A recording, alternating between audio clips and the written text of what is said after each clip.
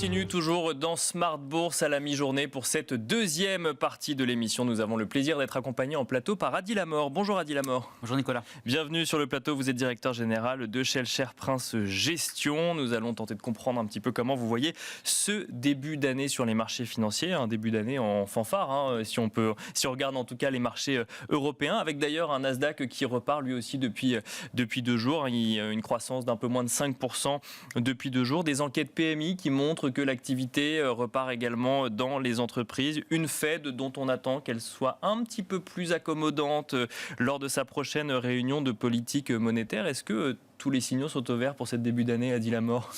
Alors effectivement, ce qui est assez surprenant par rapport à ce début d'année, si on reprend juste vraiment la rétrospective très très rapide de 2022, c'est qu'on est passé, on va dire, d'un état d'esprit où on était focalisé sur l'inflation en 2022 vers un focus qui est fait aujourd'hui en 2023 sur la croissance. D'accord. Voilà. On a l'impression, quand on lit le sentiment des différents investisseurs, la consommation, etc., qu'aujourd'hui l'inflation est quelque chose qu'on a mis de côté.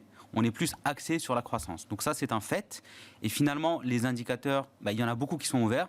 On a mis l'inflation de côté. A priori, les marchés semblent dire que le côté récessif, on en parlait à un instant, est en train d'être lui aussi mis de côté. Mais alors, un mot sur l'inflation. Si on la met de côté, ça veut dire quoi ? Ça veut dire qu'on considère que les banques centrales ont fait le job, entre guillemets, et qu'on va revenir vers du 2%. Et la question, c'est quand ? Ou c'est juste qu'on se concentre plus sur un autre indicateur qui alimente les craintes, à savoir est-ce qu'on va être en récession ou non en 2023 ? Alors, sur l'inflation, mon humble avis, c'est qu'aujourd'hui, structurellement, on est dans un monde où il y a une inflation qui est cyclique et une inflation qui est structurelle.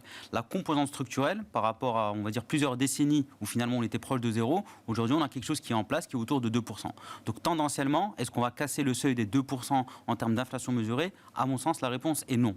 Par contre, ce qu'on constate, et ça c'est assez factuel, on va dire des deux côtés du monde développé, tout d'abord aux États-Unis, une inflation qui a été stimulée par la demande, avec une spirale inflationniste prix-salaire qui s'est accélérée. Là aujourd'hui, les différents chiffres qui sont publiés montrent que les salaires décroissent. Voilà.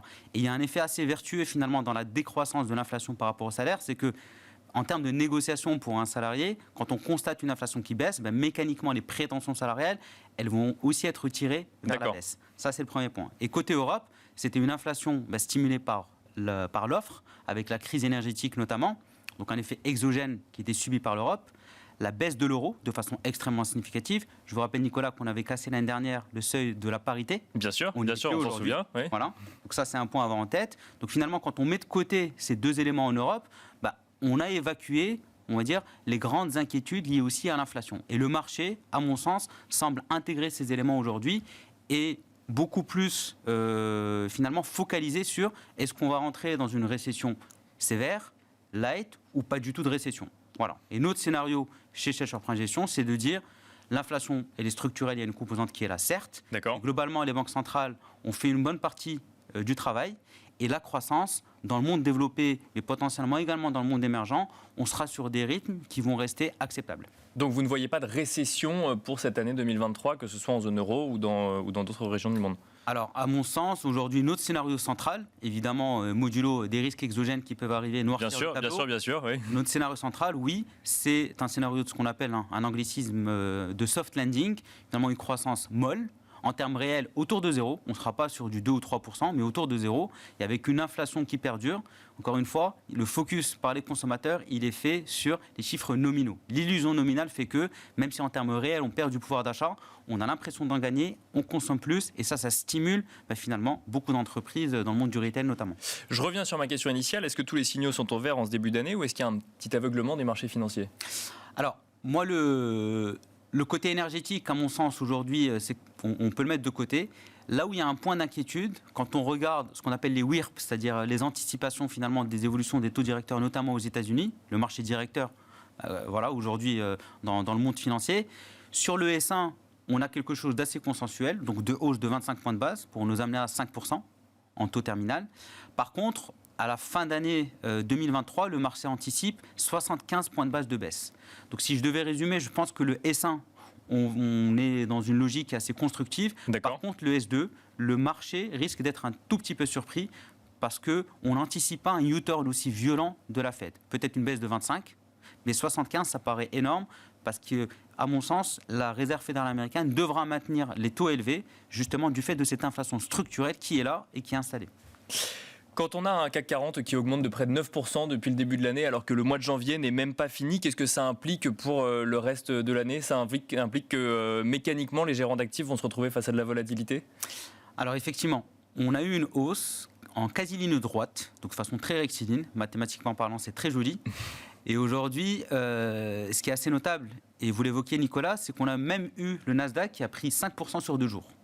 Bon, pour moi, on est passé d'une ère, on va dire, très axée sur les valeurs de croissance, qui valorisent les actifs de long terme, dans un cycle de baisse des taux tendanciel, une liquidité massive, vers un cycle où on va se focaliser beaucoup plus sur la valorisation. Donc pour répondre à votre question, non, on continue à travailler, ça c'est évident. D'accord, ouais. On a pris 10% en moyenne.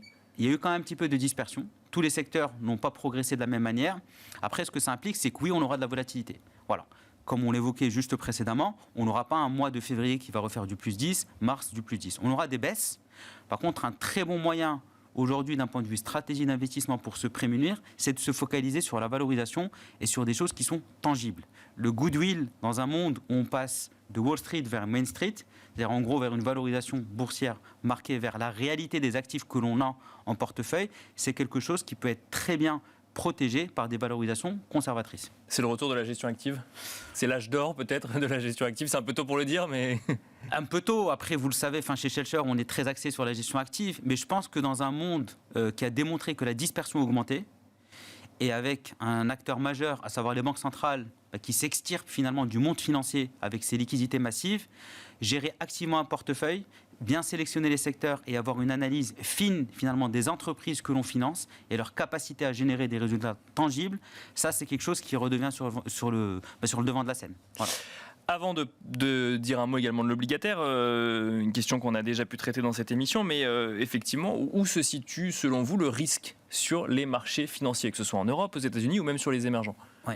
Alors, pour moi, le risque aujourd'hui, déjà boursièrement, on est monté trop vite. D'accord. C'est un point qu'on a évoqué. Donc, il y aura de la volatilité. Ça, donc, il faut faire attention au retour de bâton. Exactement. Ça, c'est un point qui est assez important. Ensuite, si on raisonne d'un point de vue un peu plus macro, la crise Ukraine-Russie, elle continue. On a tendance à l'oublier un petit peu sur les marchés financiers. Il y a tout un spectre aussi géopolitique qui est un nuage noir. Voilà. Il y a les relations Chine-Europe, US, Taïwan, l'Italie, l'Angleterre l'année dernière sur les élections. Il y a quand même des sources de volatilité sur le plan politique et géopolitique qui perdurent. Et sur le volet banque centrale, d'un point de vue très concret, parce qu'il serait très mal perçu par les marchés boursièrement parlant, c'est effectivement si on avait une réserve fédérale américaine qui passait une hausse de 75 à 100 points de base lors de la prochaine réunion. Voilà, c'est des risques extrêmes. Aujourd'hui, en termes d'allocation et de construction de portefeuille qu'on n'intègre pas.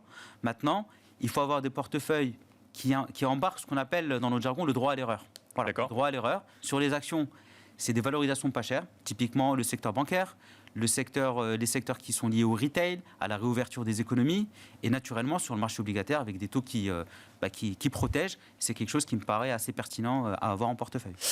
Quelle vision justement sur ce marché obligataire en début d'année? Est-ce qu'avec une hausse du CAC 40 à 10%, on reste focalisé action ou il y a encore des choses à regarder du côté de l'obligataire? Alors sur l'obligataire, on a eu le mouvement quasi similaire. Voilà. On a eu sur le marché le plus risqué du spectre obligataire, c'est-à-dire le haut rendement, des resserrements de 50 à 70 points de base, ce qui est beaucoup. Sur les investment grade, une vingtaine à une trentaine de points de base. Donc oui, ça a rallié également. Les taux ont baissé. Donc aujourd'hui, les valorisations sont moins attractives qu'au 1er janvier. Ça, c'est une certitude. Maintenant, on reste quand même sur des rendements. On peut capturer des rendements de 5%. Aujourd'hui, c'est une réalité, ça existe. Donc il y a encore, on va dire, de la performance à aller chercher, mais il ne faut pas le faire de façon, on va dire, momentanée. Lisser les investissements, c'est quelque chose de fondamental dans un marché qui va rester volatile. Mais par contre, ma certitude et ma conviction, c'est que en 2021, le fameux portefeuille 60% obligataire, 40% actions, c'est quelque chose qui avait été mis de côté. Aujourd'hui, en 2023, c'est quelque chose qui peut être reconsidéré. D'accord. Et avec à la limite une surpondération. Malgré la volatilité, ça apporte quand même une certaine sécurité. Globalement, la volatilité sur les taux, en fait, quand on fait les calculs, en 2023, on est dans une décélération de cette volatilité. En 2022, on a eu une accélération en quasi-ligne droite. En 2023, ça décélère. Donc tendanciellement, avec des banques centrales c'est-à-dire elles ont donné un petit peu leur plan d'action. À part grosse surprise, on devrait avoir une volatilité des taux qui baisse. Et ça, au niveau des actifs risqués, crédit ou actions, ça enlève une prime de risque qui a été omniprésente en 2022. Pour finir, alors on a effectivement évoqué l'investissement en actions. Vous nous avez d'ailleurs évoqué cette stratégie plutôt d'aller regarder des valorisations ou des actifs tangibles. Est-ce qu'il y a des secteurs qui, selon vous, sont encore dans une dynamique de réouverture, par exemple, ou qui bénéficient d'une reprise économique ? Alors pour moi, le secteur bancaire aujourd'hui, on a eu une hausse de quasi 30% depuis novembre de l'année dernière. Donc c'est beaucoup, certes. Maintenant, on arrive de tellement loin en termes de multiples de valorisation, ratio cours sur bénéfice, le price to book, en rendement de dividendes. Donc il reste extrêmement intéressant. Et mon point fondamental sur le volet equity, c'est qu'on passe d'un méga cycle orienté valeur de croissance, on agrège beaucoup de choses là-dedans, donc j'aime pas forcément ce terme, Bien sûr. et vers un cycle où les valorisations deviennent centrales. Donc les bancaires, post-crise de 2008, elles sont bien capitalisées, donc on va dire le gros risque est écarté. On se souvient de l'épisode Crédit Suisse. Bien sûr, oui. Qui a mis pas mal de volatilité, mais finalement, tout va bien. Voilà, c'était le message qu'on a retenu. D'autres secteurs, tout ce qui est lié aux compagnies aériennes. 2022, de très bons résultats, des bilans qui se sont assainis. Et finalement, le monde post-Covid, il est en train de se rétablir. On voyage toujours, on continue à consommer. Dans un monde où l'inflation baisse, alors que les salaires, eux, ont cru. Finalement, l'inflation qu'il y a eu sur le plan salarial en 2021 et en 2022, elle continue à s'installer. Et avec une inflation qui baisse, des prix qui baissent, on va consommer encore plus de façon assez naturelle. Des prix qui baissent après avoir augmenté quand même. Mais exactement. Voilà. Mais ça, c'est quelque chose de fondamental. Mais ça n'a pas grignoté finalement la demande pour le voyage ou le tourisme. C'est ça qui est... En fait, quand ça a grignoté, a fortiori. Maintenant, quand on regarde les différents sondages, 2022, ça a été une année exceptionnelle en termes de consommation sur le secteur des voyages et des loisirs globalement, après 2021 qui était un petit peu compliqué.